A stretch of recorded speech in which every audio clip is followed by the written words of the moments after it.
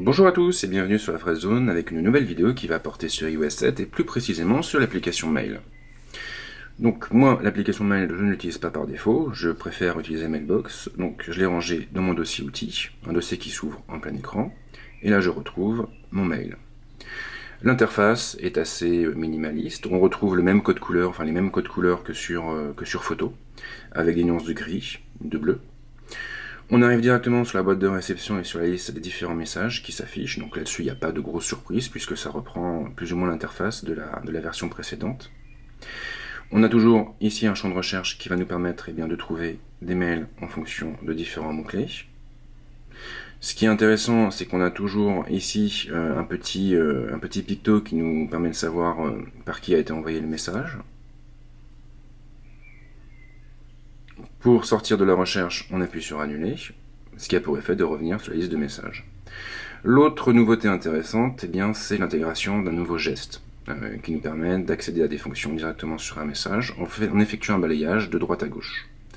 Donc si je prends l'exemple de ce message, je place mon doigt à droite, je fais un balayage vers la gauche, et là j'ai deux boutons qui apparaissent, un bouton corbeille pour supprimer le message, un bouton plus pour accéder à d'autres fonctions.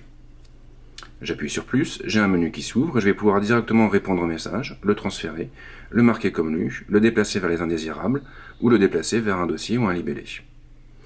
Donc là évidemment, difficile de ne pas penser à Mailbox puisque Mailbox profite de gestes analogues mais de fonctionnalités supplémentaires. Donc si je veux le supprimer le message, j'appuie sur supprimer, il disparaît automatiquement. Si j'ai envie d'éditer plusieurs messages en même temps, j'appuie sur modifier là-haut et j'ai plus qu'à sélectionner les messages qui m'intéressent pour ensuite, en bas, trouver un menu qui me permettra de les supprimer, de les déplacer ou de les marquer. Donc là, je vais les supprimer, hop, et ils disparaissent. Là-haut, on a la navigation principale avec ici un accès direct au dossier. Donc on pourra aller voir dans la boîte de réception, aller voir dans le dossier VIP. Alors ça, c'est un dossier qui a déjà fait son apparition avec la précédente version de mail.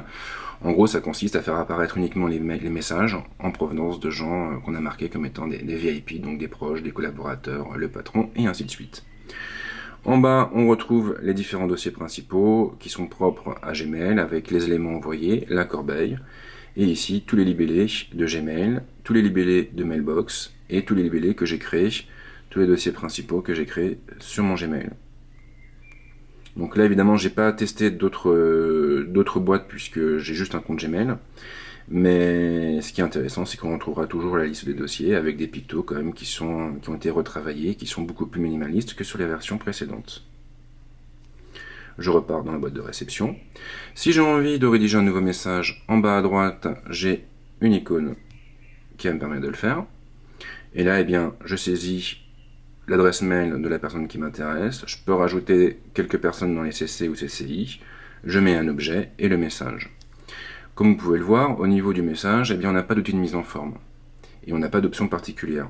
Du moins, pas apparente. Si on veut notamment ajouter des pièces jointes, tout ce qu'on a à faire, c'est d'appuyer pendant plusieurs secondes dans la fenêtre d'édition.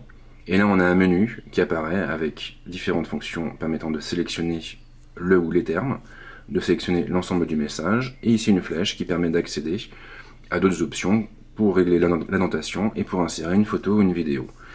Donc si vous avez besoin d'insérer une pièce jointe, une photo, un document, vous saurez que c'est par là qu'il faut passer.